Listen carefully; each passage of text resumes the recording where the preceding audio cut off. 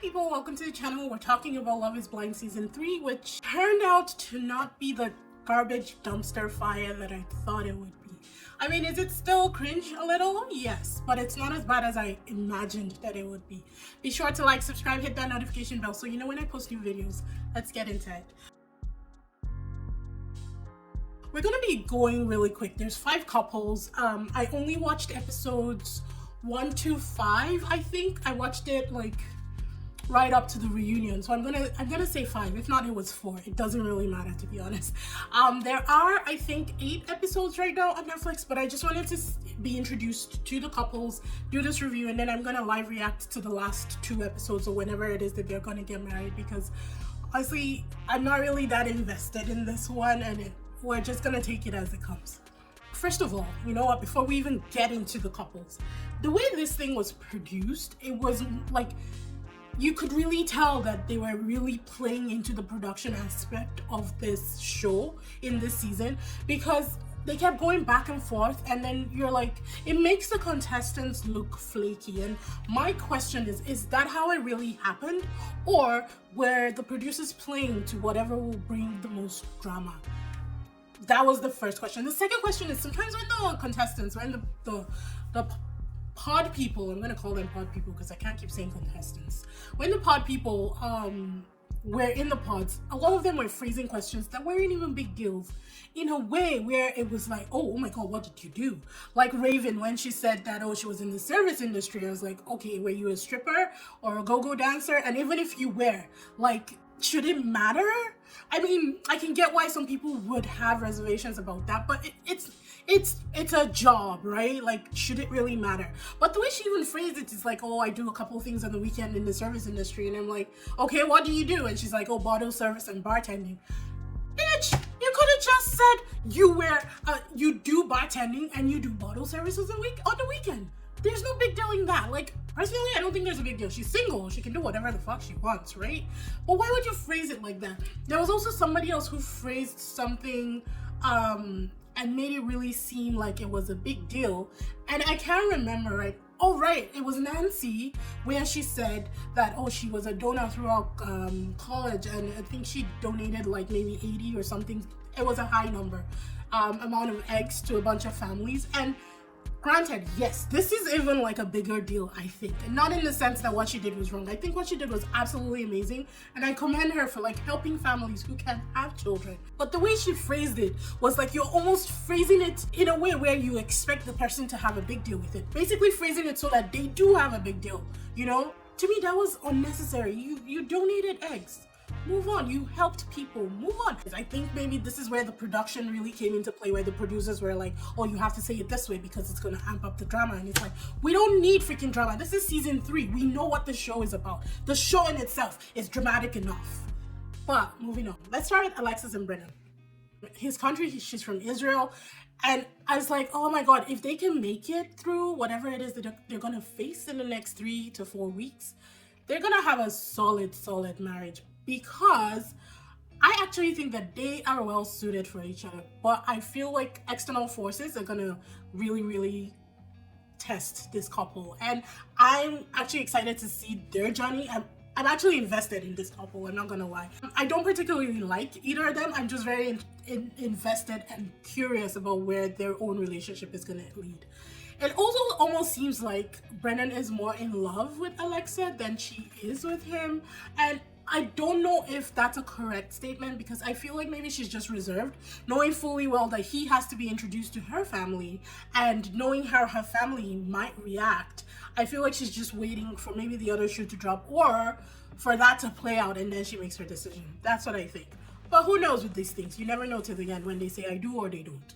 Let's talk about Andrew, Nancy, and Bartiste, who are giving me Nanda, Giago, and Mac vibes from Love is Blind Brazil. Hi people, this is Editing Thaler here. I was just reading up on Giango, Nanda, and Mac, and it turns out that Nanda and Giago have now separated, and she's with Mac, and they're about to have a kid. Like, mind blown. But after the reunion show seemed like it was hella dramatic, and I feel like we missed a lot of juicy things in that one. But it's just crazy that she said yes to Giago, married him, and then went back to Mac. Oh my god, mind blown, people. All right, back to Love is Blind season 3 USA. I don't know, that whole, that whole triangle it wasn't even meant to be a triangle. For me, Andrew was super boring. I was bored with everything that came out of this guy's mouth. And he was also very pompous and he seemed very entitled. Technically, what he was saying was actually interesting. Talking about his travels and everything, I thought that was actually fascinating. But maybe it was delivery, or whoever it was that was delivering it was just so freaking boring. And then the whole teardrop thing that he did, basically when the producers were talking to him and interviewing him when Nancy turned him down, and he was like, oh, are you filming? Are you rolling right now? And then he brings out eye drops and he puts eye drops in his eyes so it looks like he's crying, and he's like, oh, is this too much? And I was like, you son of a bitch, you are such a scammer. You're the worst kind of person to be on this show. Why would they put this kind of person on the show? Because obviously you're just gonna say whatever it is that you think is interesting, or that you think the other person on the other side of the pod is gonna be interested in, so that you can get that engagement and get your time of fame. I think he's the worst kind of person, and I didn't like him from get-go, and I was right, he's pretty horrible. It does seem like he's gonna come back in other episodes and probably make a play for Nancy again, so we will see how that plays out. Okay, so now, going on to Bartiste and Nancy, I thought that their dynamic was fantastic. I thought that he was bubbly, almost too bubbly, if that makes sense. Like, happy people who are happy 100% of the time, they freak me out. And Bartiste is happy 100% of the time. His energy is always like full blown, going. And I don't want to bring age into it, but I think maybe that's the 25-year-old in him. And maybe he just needs to mature a little, settle more into his personality. I don't know what it is. But when he brought up Raven, after laying eyes on Raven and then started double thinking his decision and bringing it up to Nancy, that was hurtful. It was honest, but it was hurtful. And I think that there could have been a lot of tact with that whole situation. You just saw Raven for the first time. Yes, there's attraction because she's fire, she's sexy, like she's hot. Yes, we give Raven that, but you don't really know if you're still truly attracted to her. The girl was obviously not interested in Bartiste, let's be honest. But you know what? Again, I only watched 5 episodes, so we'll see how this plays out to the end. It really did hurt Nancy and I felt bad for her, but it is what it is, right? Moving on. If you guys have enjoyed the video thus far, please like and subscribe. I really appreciate every single one of you, and I love your support for my channel. Cole and Zanab. I did not think these people should have said yes to each other. I'm sorry. Cole is definitely the brunette of this season. Ever so bubbly, loves everybody. Everybody falls in love with him. And I think that he's actually a pretty decent guy. I just feel like he's too young. Especially for Zanab, because Zanab is almost like she's gonna wear the pants in this relationship. And some people like that. Some people are okay with that. But I do not think that Cole is okay with that.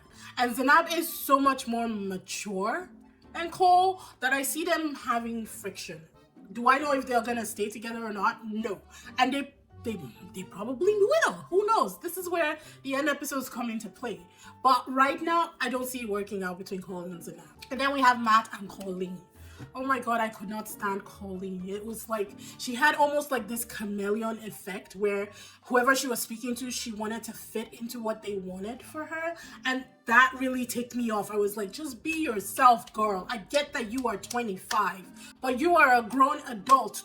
Figure out who you are and own that space. She didn't own his space, and when everybody was turning her down and she was taking it personally, even her translations of how they were turning her down was like so misinformed. And I was like, were you not in the same pod that I was watching? That just told me a lot about Colleen and how Colleen needs some self-development. She needs to figure out her shit, figure out herself, and then be in a relationship with somebody else.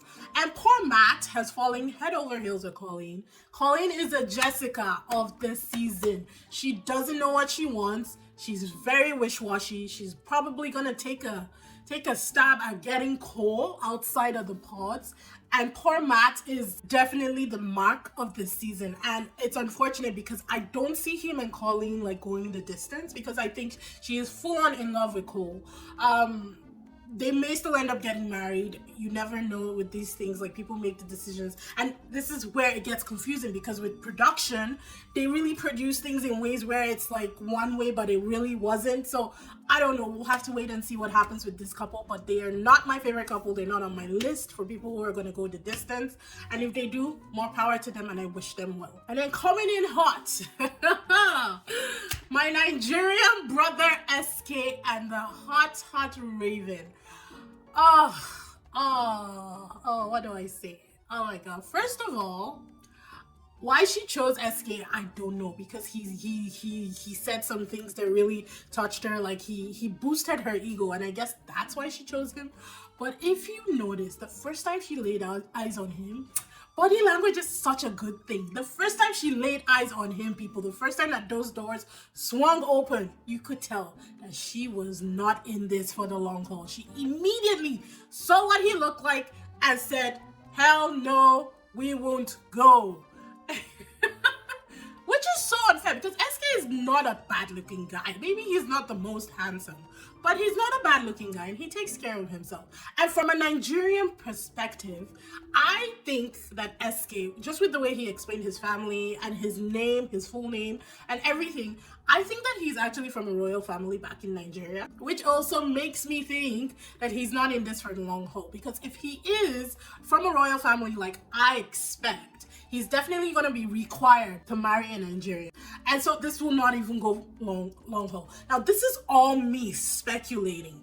All 100% speculation. I haven't seen when he introduces Raven to his mom and his family. But that's coming up, and I will probably watch that and include that in my final review. But just speculation off the bat from what he has said in the pods, from his name, the way he carries himself, I 100% think he is from a royal family back in Nigeria. But we'll see. Moving on to their relationship. They are not, SK and Raven are not vibing right now. She's not sexually attracted to him. I don't even think she's mentally attracted to him. I don't think she's attracted to him, period.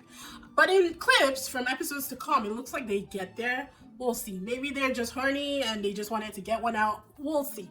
Honestly, I don't see it working out between SK and Raven. I see Bartiste making a play for Raven in future episodes. All predictions here. But we'll see how it goes. And I'm actually curious to know what will happen with SK and Raven. All in all, it's not the garbage dumpster fire that I thought, because I thought it was just going to be straight up trash. Honestly, now that they're outside of the pod store, I want to see how that breaks down and what that looks like. But I'm not 100% interested in this, but I'm not going to turn it down either. So, and that's why my review came late. Like, seasons 1 and 2, I was on it. Like, I watched season 1 as soon as it came out. Fell in love with the couples there. Watched season 2. Really didn't like many of the couples there. Season 3, I'm kind of like just on the fence, to be honest. I'm just gonna wait and watch it and see what plays out, and then we'll go from there. But hope you guys enjoyed this review. Don't forget to like, subscribe, hit that notification bell so you know when I post new videos. Thank you so much.